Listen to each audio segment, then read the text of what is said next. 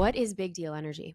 So big deal energy is what you experience when you encounter someone who makes you feel better. And the better scale goes anywhere from feeling lighter and calmer all the way up to very energized, excited, fired up. We're all wired so differently. Our personal battery, our default factory setting is so unique and so individual. Most of us are ambiverts. 70% of us are ambiverts, right? So only like 30% of us are extroverts, introverts. Erin King is one of the world's leading personal energy management experts, the 3-time award-winning entrepreneur. Just like a love language, we don't all receive love the same way, and we don't receive energy the same way. And in this episode, we are diving into how to cultivate big deal energy, especially when we're not feeling it, why energy is the new time management, what is your personal energy, how are you sharing, how are you contributing, how to manage your big deal energy wisely, what are some potential drainers, what are some of the things that potentially may drain our energy in terms of people. So for some of us, So let's break this down. What is big deal energy? So big deal energy is what you experience when you encounter someone who makes you feel, in air quotes, better. And the better scale goes anywhere from feeling lighter and calmer all the way up to how you make me feel, which is very energized and excited, fired up. And so we talk about energy in terms of high energy, low energy, good energy, bad energy. But in that axis, there are so many other varieties and shades and categories of the energy that we bring and the energy we receive. And so big deal energy is really when you are standing in your most ambitious, aligned, and alive version of you. It's you at your best. Ooh. All right. And we gotta take it back a notch, because for some people that are listening, they're like, but maybe they're just born with this big energy. And I mean, I feel like both of us in a room, it's like we would probably light up an entire city because of our energy. We're just bouncing balls of joy. Now, for someone who might be the opposite, or may be braving this new frontier of figuring out their energy and maybe how to have this big deal energy. Were you always like that, or how was your persona like growing up? Well, it's interesting. There's always the classic argument, right? Of, in psychology, we call it your temperament versus your character, which is just fancy scientific words that mean basically nature versus nurture. Like how much of it is this is who we were brought into the world as, and how much is just expectations, conditioning from society. It's always going to be a blend. And that's why we have people who, like you and I, would come together, and you're someone that I would call like a charger. Like you're someone that charges my battery. Okay. So we sat down a couple days ago and we talked. And I walked away and I felt so excited and pumped. And I was just on fire. I was like, yes, I love that girl. But other times I've been to that same hotel and I've talked for the same amount of time with other people. And you can't quite put your finger on it. It's nothing that they say or do specifically, but you walk away and they're more of what I call a drainer. You just feel a little bit more like you need a coffee to kind of get back up. They you know what I'm saying? They kind of take it out of you. And whether you are experiencing a charger or a drainer is completely subjective to who you are at your core. I mean, some people find me exhausting and some find me energizing. People might be described as having like low energy, but maybe it's more like yogic energy where it's peaceful and serene, right? You might say that high energy is used car salesman high energy. That's not great either. So when you think about, are you born with it? Did I always have it? I definitely believe that temperament is a big component of it. I mean, my mom is very high energy. My grandmother is very high energy. We're all big energy people, but we've also individually and collectively had some moments where more of the character, more of the nurture, where life comes at you and knocks you down. I mean, I was sharing with you, I had like 6 traumatic events happen in the course of 8 months. And for the first time in my life, I became a low vibe, low energy, depressed, indifferent, just mundane human.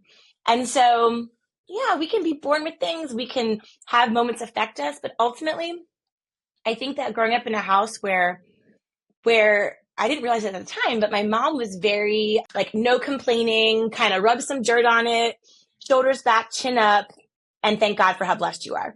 Hmm. And while some people probably think, oh, well, that's just toxic positivity and sweeping this under the rug, I think it really did formulate a pretty solid foundation for looking on the bright side, for, positive effect, as they call it in psychology, where it's a reframing of negativity or failures or irrationality into positivity and success and rationality. And making that mindset switch is ultimately a choice that I think a lot of the high energy individuals that you and I know and experience and get charged from, it doesn't just happen that way, especially as you get older and life keeps coming at you.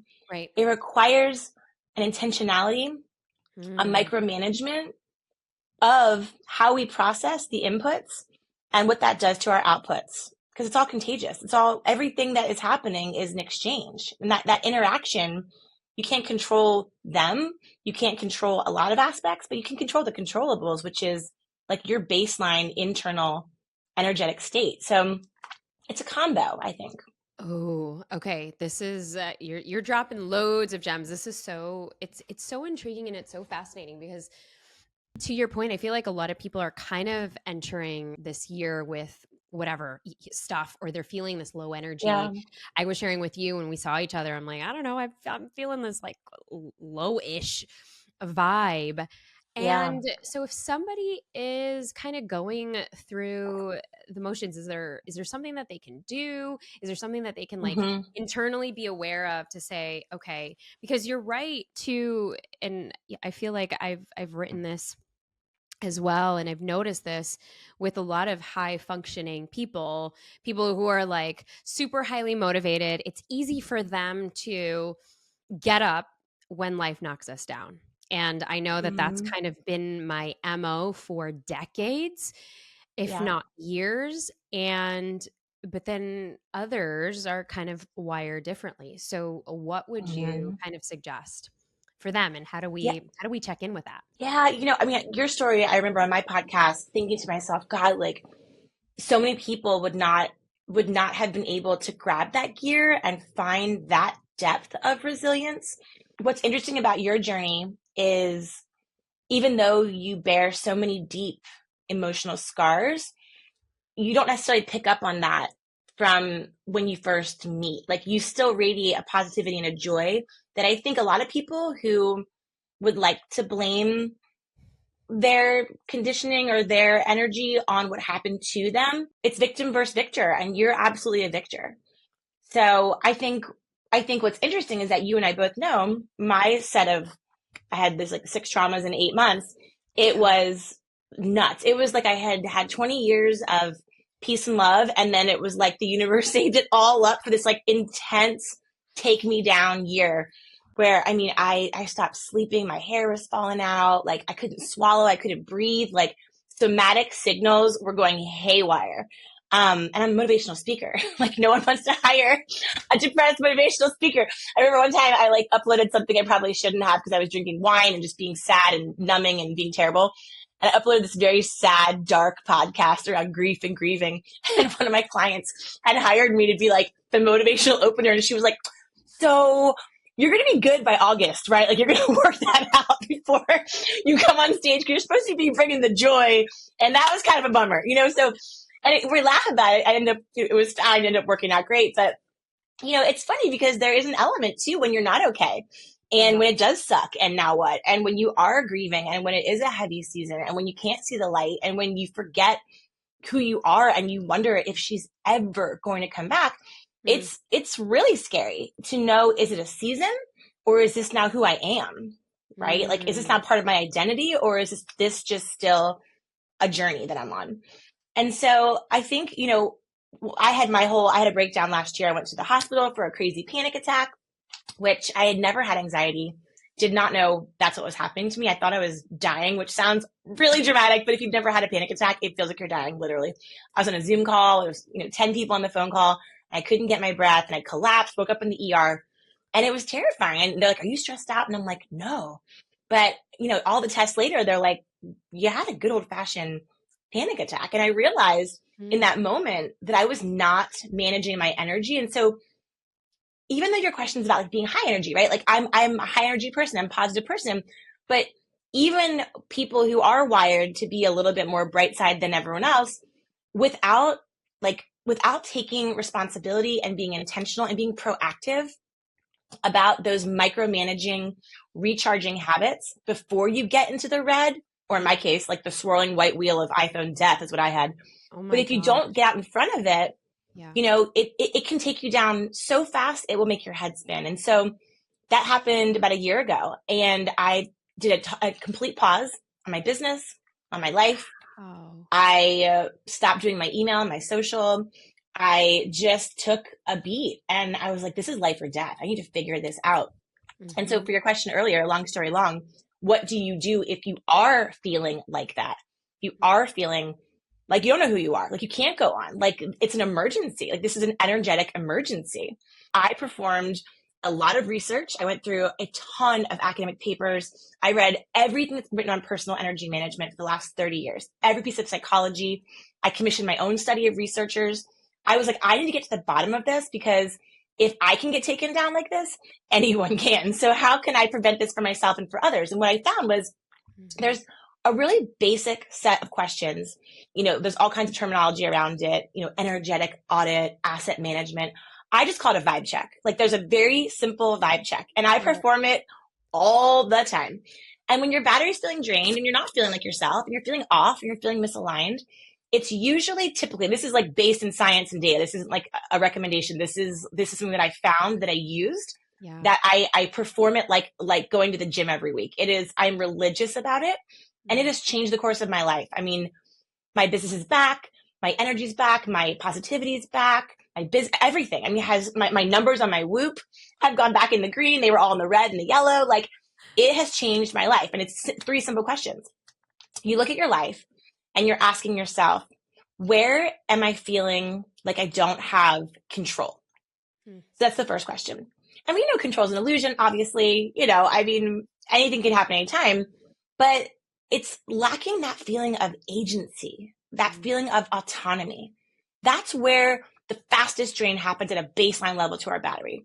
Mm. Whenever you feel like you're showing up for everyone before you, whenever you feel like your schedule isn't on your terms, whenever you feel like no matter how much effort and energy you put into it, it's not producing or it's not delivering. Like that lack of control, oftentimes it's triggered by something that happens to you out of your control, a grief, a loss, a season, a bad investment, something that happens that is outside your control.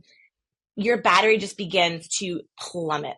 Ooh. And so that's sort of the first question, is looking for the source of the big drain. Because it usually is, of course, it's all the things all the time. That's life. It's all Yeah. the things all the time. Well, and But I there's think typically like a also, monster, right? yeah, and Yeah. there's like and what I'm hearing, and by the way, I don't even think I knew like the depths of this, this panic attack that set you in this whole kind of Mm-hmm. investigative like journalism, and now it's kind of the basis of what you're now sharing, which I love. And it's so interesting that many times, like during our own falls, we start to then turn that into the thing that lights us up the most. So I'm so glad you're helping so many people Mm-hmm. with this. But so the first question is to see where we're not in control. And I think that Mm-hmm. is huge because it's so easy to just keep going on the hamster wheel and putting that band-aid Mm-hmm. on and keep going and keep going. Okay, so now Yep. that we have this down, Yep. what is the second one? Well, the second one's, I think, my favorite because I'm very type A. I'm the oldest child. I'm an achiever. I don't know how you guys grew up, but like achievement equaled affection in my house. So I love a gold star. I love checking a box. So this is the one that I have the easiest time with typically, but it's basically like, where am I not feeling competent? Mm. Competence is huge, huge for our energetic personal battery because think about it. Competence is a kind of boring word for what's not boring at all, which is magical, which is flow state. Psychology 101, your flow state, when time collapses, where you're in the zone. You have no idea what is happening. It's flowing out of you. It's downloading. It's juicy. It's spicy. It's magical. You can hear the opera playing in the background. It is when you are in your purpose to the max. Now, flow state is described as something that is challenging but achievable. and provides immediate feedback. So if you are not investing enough of your energy and your time on a daily, weekly, monthly, quarterly basis in activities, projects, people that are challenging but achievable and providing some kind of immediate feedback, good Mm. job, you. That is the second fastest drain of your battery. Because if you're spending too much time in a space where you are underskilled or underengaged, you're bored, too much Yeah. time in a space where you are, or sorry, if you're underskilled, Mm-hmm. then you're feeling overwhelmed. You're feeling Yeah. anxious. You're feeling Yeah. like, I can't do this. I can't do this. If Mm. you are the opposite, you're feeling bored because you're overskilled. So it's finding that balance of what am I doing where it's challenging but achievable and I'm getting some kind of a feedback loop. So there's challenge and basically competency, because when we're kind of pushed out of our comfort zone, we're going to grow. And I mean, our Mm-hmm. keys are here. We're here to grow. We're here to brave new frontiers. Okay, so we've Yeah. got the Yeah. second, and then Yeah. what's the third one? I'm like loving all of these. Yeah. And the third one is really the ultimate, the highest level of personal energy. It is the golden jam. And if you're feeling drained, it's because you're lacking connectivity, a sense of Mm, connectedness, a sense of what's outside of us. Positive effect, connectivity, it's the highest energy state because it means that you have enough in your personal battery that you can effortlessly switch between self-focus and others focus. It's the root of social responsibility, kindness, empathy. It is the most beautiful parts of humanity happen when we have this sense of connectivity. And oftentimes, if you feel like you're in control and you feel like you're competent, but you still feel exhausted or overwhelmed or indifferent, oftentimes it is that connectivity piece that is missing, that ability to say, I want to share with others. I want to expand out beyond my own sphere. And so it's usually one of these three key areas, sometimes all, sometimes two out of three, but typically there's one giant beast. And what's mm, really cool about this exercise, I do it all the time. What's really cool is asking the question seems very esoteric and meaty at first. When you really are honest with yourself, look at your calendar, read through your text messages, take a minute, if you really just do a quick kind of check, like, am I feeling a sense of control? Am I feeling competent? Am I feeling connected? Pretty quickly, your gut will share mm, with you what's off. And what's cool about that is just one action in that direction can mm, start take your battery out of the red into the yellow and then ideally into the green. So it's just like anything else. It's like this intentionality and this recharging before you get in the red. Because one thing I'm learning in this journey of studying it is that it's kind of like if you ever have a headache or cramps mhm. and the headache or the cramps comes on really bad and then you take an Advil. It takes a little bit longer for it to kick in if you're in bad shape versus if the pain just starts a little bit and you take that Advil right away, then it goes away before having to go down that painful path. So Yeah. it's this idea of like getting out in front of it. And part of what we're studying, it's so interesting to me that we're studying all these high performing leaders who are Mhm. also described by their teams as having a good vibe, Ooh, right? And yeah. and what we're finding is that they all have these protocols in place where they Mhm. when it gets dips into the yellow, it is full stop, time to reset, time to recharge. They don't let themselves get down to that level of burnout and that To the level of red. red. They just don't. Yeah, to the They red. don't. That's Do the you difference. Yeah. and I kinda even wanna go back because I feel like for a lot of us who are high functioning and we're like green, we're like, "Let's LFG, let's go." And for you to go into this kind of like downward spiral, now with all the hmm research and kind of you're getting on out on the other side and now you're teaching this, did you know some of the red flag signs back then for yourself? I was ignoring every somatic signal because I was really subscribing to, there's an element of a lot of us that are entrepreneurs where we have a lot of talents, we have a lot of goals, we have a lot of dreams, a lot of the lot, which is great. It's beautiful. It's spicy and fun and colorful and magical. But the dark side of that, the shadow side of that superpower is that we can do a lot of things, but just because we can, we never really stop to ask ourselves, if we should. And for me, I gave like 7 different keynotes in like 2 or 3 weeks on different topics, different slides, different images, different industries.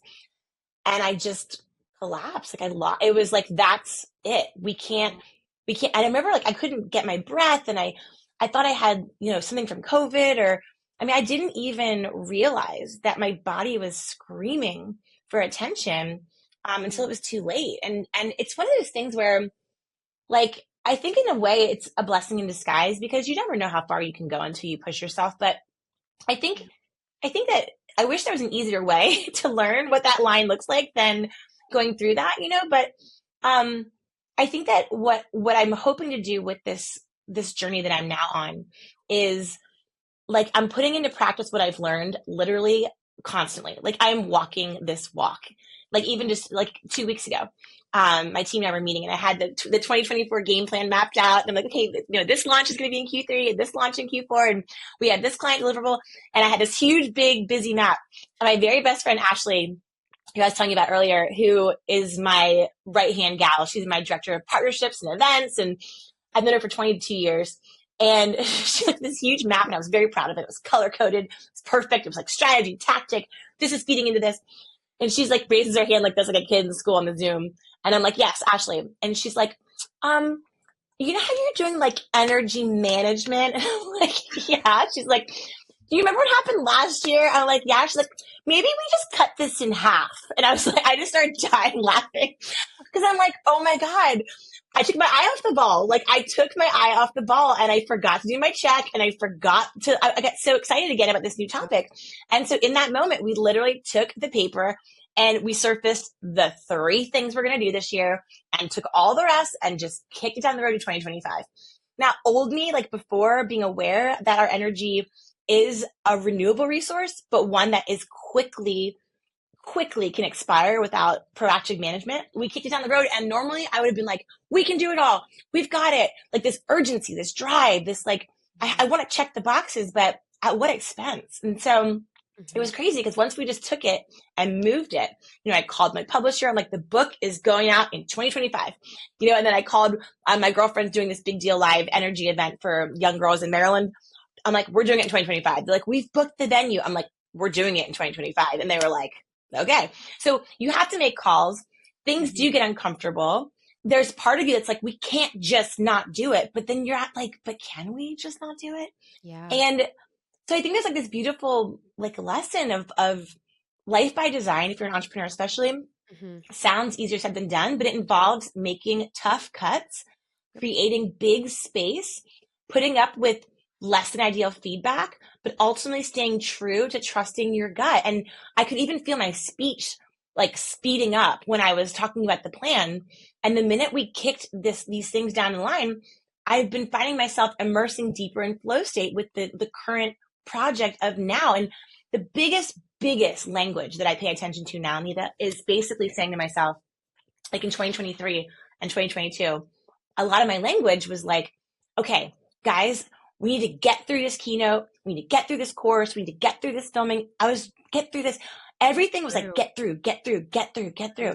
And this year, I pay attention to that language. That language is what am I speeding through life for? Where am I going? Like, I want to be in it. And just calling it out, authorizing myself to do that has made all the difference in terms of bringing back like the vibrancy of how I deliver, the enjoyment of immersing myself in hard, deep work. And really, I think when I'm able to show up as that actualized, protected, charged version of me, I can see the difference. I can see it in my team. I can see it in my clients. I can see it in my family.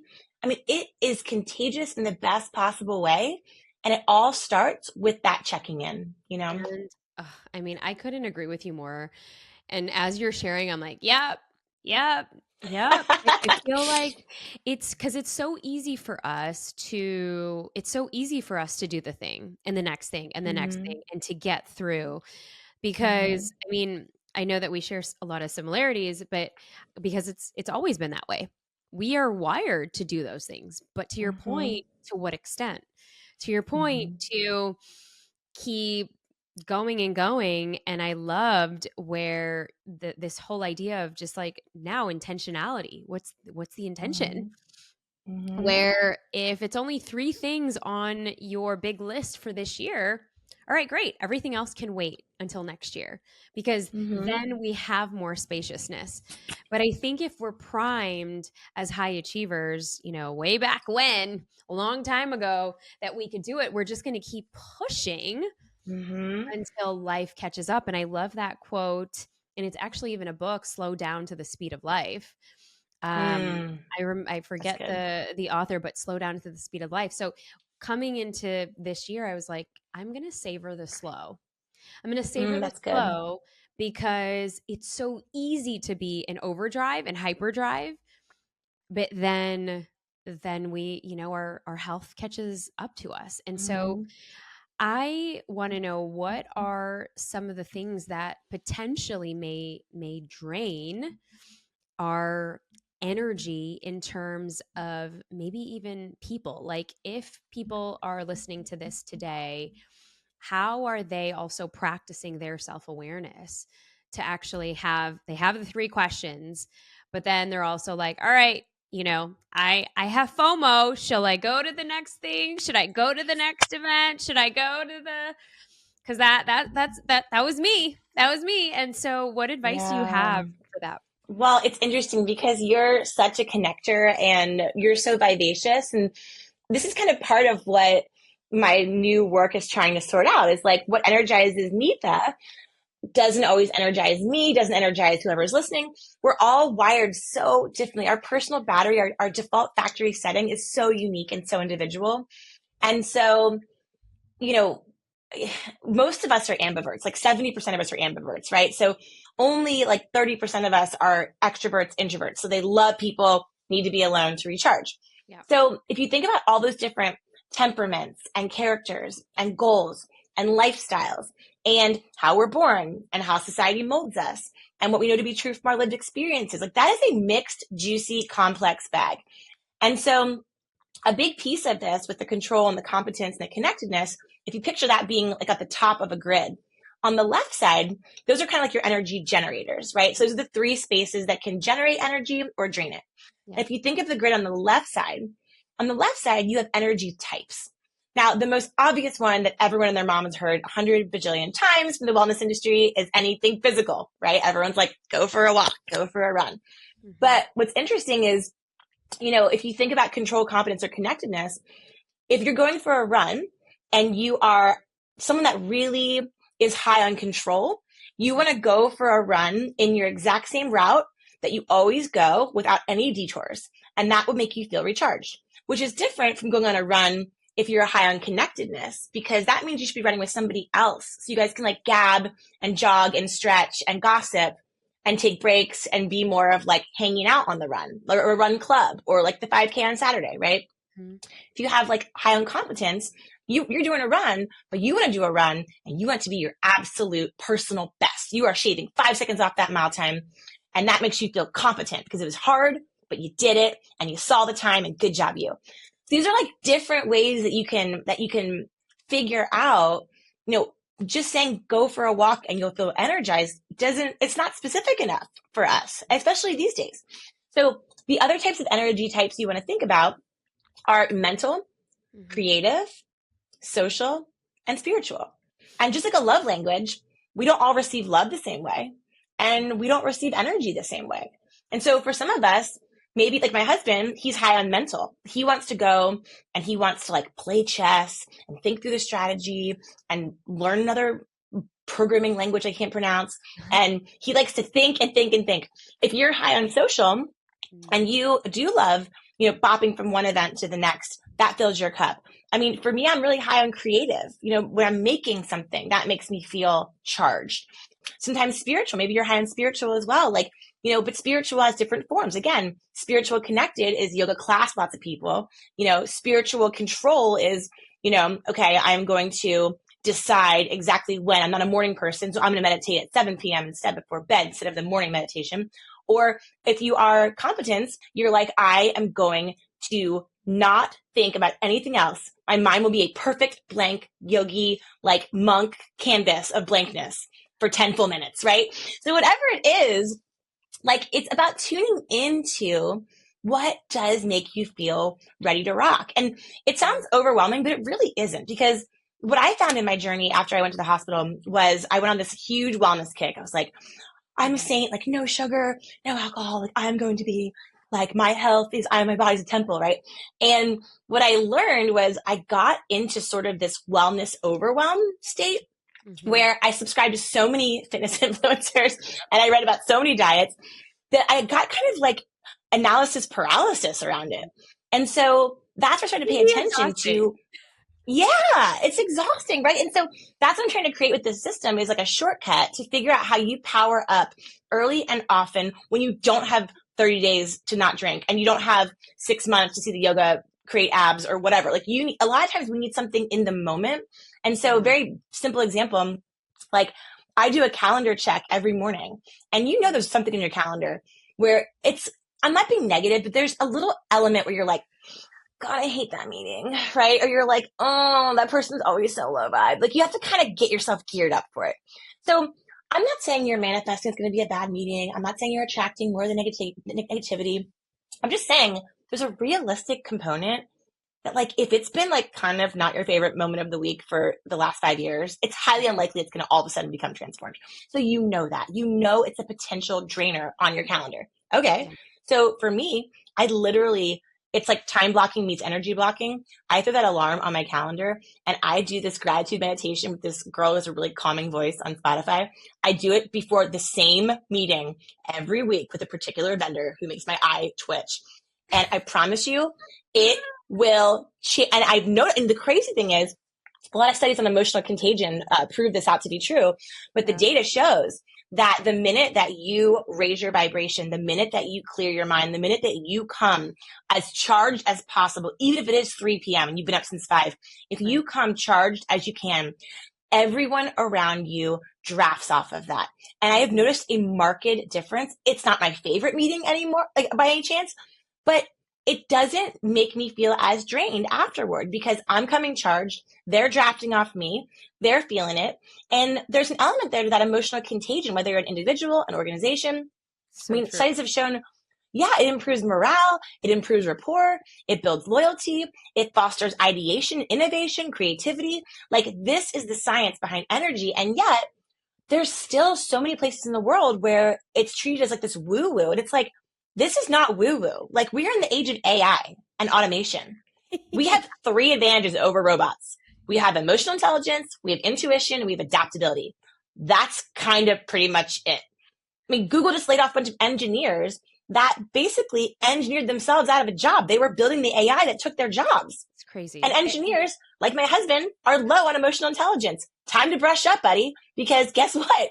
That's our only edge. We can't compete. We can't outwork them. We can't out hustle them. All we can do is out empathize, out humanize, and out energize them. But we can't compete on effort. We can compete on energy. Ooh, mic drop. There it is. I mean, I just think that it's so wild how now we are it's like it's something that we've always known, but now it's Yeah. like you have the science behind it. And we have a methodology where it's like, okay, we've got the 3 C's. You know, are we feeling in control? Are we feeling competent? Are we feeling connected? And it's such an easy way as a visual person for me to even think about Yeah. how I want to structure every day. And am I checking in to check in with what I actually need? Because these are Mm-hmm. things that I feel like for people, if they're not in tune to the way that they want to nourish themselves up, all right, now you have kind of a visual representation of the 3 C's. And I can't wait for your next book to come out. Where can we learn more? I know you've got some freebies that are coming out. I know you've got this academy that we can learn more how to really tap into our energy. So tell us all the goods. Oh, you're so sweet. Well, thank you so much for having me. I love talking to you. And you can get all the goods, all things energy management, big deal energy, stepping into that vibrant, ambitious, aligned, alive version of you at erinking.com or on Instagram at mrs.erin.king, and you'll find the links to all the things. Ah, perfect. And we'll put it in the show notes. And as we get into our igniting round, what does it mean to be brave? I would say, I think being brave is your ability to sort of take that fluttery, terrifying feeling. So that can'tness, that nervousness, that nausea, everything in your body is saying, no, we can't. Keep us safe. Let's stay in the safe zone. Mm. And I think being brave is having the ability to practice that muscle where you can take it and just repackage it. You recategorize it. You reframe it. And you say, like, this is what it feels like to be alive. Like for me, before I go on stage, I get so terrified every single time. I was on stage 2 months ago. It was like 15,000 people. And I literally grabbed a bucket and thought I was going to vomit. And so I remember being like, okay, my whole body started shaking. I never had a response like this. It was high stakes and I freaked out and I was really needed to be brave. And in that moment, I was like, okay, I'm going to reframe this. I'm excited, not nervous. And then I was like, you know what? This is what it feels like to be like alive. Like this is like aliveness. This is like you're living. Like this, something's happening to you, you know? And I think that bravery comes from just reframing that and leaning into it and finding a way to make it work for you, like fuel, you know, instead of being so fearful. Ooh, so good. Okay, and what are some practices or books or rituals that you are doing to kind of elevate yourself in this season and stage of life? Oh my gosh. Well, listening to your podcast, number one, is very Oh, important. The Brave Table, listen to Neeta because she has great tips. Um, I've been doing a lot of really dorky academic research lately, but one yeah, book you that I have. did, I love yeah, it. but one book that's not as like nerdy is by a guy named Bruce Schneider. And his book is called Energy Leadership. And he talks about energy differently than I do, but he has these different levels that he assigns. And it's really, if you're in charge of a large corporation or you're having a hard time getting buy-in, galvanizing teams to get on board with you, whether it's time, money, or just, cohesion of an initiative, his book I've found is really helpful. And then personally, I've just been doing a lot of really, really consistent short bursts of like, I do a 10-minute stretch every single morning, which sounds so stupid, but it's just trying to get in these like little mini micro habits. Like I Yeah. used to be so all or nothing and extreme. I'd be like, okay, I have to go for like a 90-minute Same. whatever. And now it's like, just stretch for 10 minutes and breathe. Like that does exactly the same thing. You don't have to do 90-minute hot yoga in a jungle with a waterfall and a shaman. Like you can just like stretch, So Yeah, being now more it's consistent like about that's been really good. it's so good. I love it because Yeah. now I have one of those like little one of those kettlebell things in my office where I'm like, okay, Yes. I'll get up, go to the bathroom, come back and do a little, 10 squats, or lifting it up if I can. I mean, and it's just like, oh, Yeah. okay, I just lifted heavy weights today. So Yes. I love that you do that. The micro mini Yeah. bursts are great. Okay. And Yeah. last question, Okay. one word that describes this season of life. Well, my word of the year is breakthrough. So I would say I'm in a breakthrough space and not just about achievement and, achieving. It's not really about that. It's more like really marinating and enjoying and soaking in the moments. And my husband and I have a phrase right now. Whenever we get kind of ahead of ourselves with our goal setting and our planning and all of our things we're trying to make happen, we stop. And he's been saying a lot. He goes, babe, he goes, don't forget. He goes, these are the good old days. He's like, these are the good old days. And for some reason, I don't know why it works for us. It resonates. And we're like, gosh, we'll never be as young, as excited, as blessed. Like maybe, but right now are the good old days. So like, let's go for it. Like, what are we waiting for? So it's been really kind of a nice grounding phrase that we have at our house. Ah, these are the good old days. I love Yeah. that. Yeah. Well, Erin King, thank you so much for pouring your heart in your incredible journey that, wow, I mean, crazy that that has all happened to you, but I feel like there is purpose there. And I feel like you are on the cusp and edge of a breakthrough of potentially Yeah. a new book, some new platforms that we'll be hearing more of. And be sure to tune in and listen to Erin King and our podcast. We will link on the show notes below, but follow Erin King on Instagram. We're going to link her IG down below in the show notes, as well as her website. Thank you so much for tuning in, and don't forget to be just a little bit more brave. Hey there, loves. We are back on the other side, and wow, I told you, Erin is, she's got some big energy, and you can follow her journey along that. She is mrs.erin.king. So go ahead and follow her there, mrs.erin.king. I've also linked it in the show notes. And you can go and grab her book, You Are a Big Deal.